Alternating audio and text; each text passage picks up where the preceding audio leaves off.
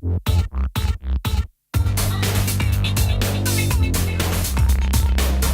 First is a project that is trying to help to understand the importance of marketing effectiveness to organisations, the impact that it's having on those organisations, and really the implications for brands and agencies going forward. But critically, we also wanted to really analyse the behaviours of those organisations that had really got to grips and grasped the nettle of marketing effectiveness. We talked to around 20 brands and agencies as well, and we had a range of commercial and not-for-profit organisations as well. Improving marketing effectiveness is now a business imperative.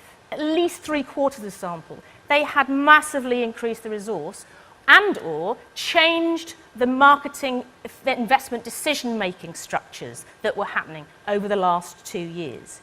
And in fact, a third had developed specialist effectiveness units. So from the interviews that we did, we sort of identified 5 real key behaviours. The first one was language, and how the really successful organisations had managed to find a lexicon that meant a lot more to a broader section of people in the organisation. There's a lot of collaboration now for marketing investment. And so what that means that everybody has to understand exactly what the metrics are and how they're arrived at. So some people have started to change the language so that there's less opacity, if you like. And maybe there is some value in changing that phraseology, like the sort of soft metrics and brand halos that the sort of financial analysts and the financial managers find more difficult to understand. We asked people what were the actual metrics that they tended to use, and the obvious things came out, and it's all detailed in the report. But for me, a couple of things that were really missing from the lists are quite concerning. One of those is price elasticity. It's an area that isn't really being used as a metric.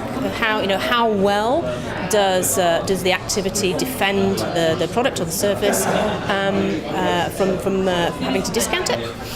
And the other thing was, and this is really important, I think, for the IPA members, there didn't seem to be any focus on the quality of the messages that were being promoted. There's a lot of activity and focus on the pipes, and much less on what was actually being said.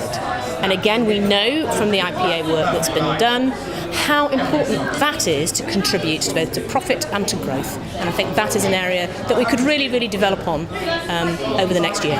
So the next stage of this project is to develop some more professional development, not only for marketers themselves, but also for agencies as well.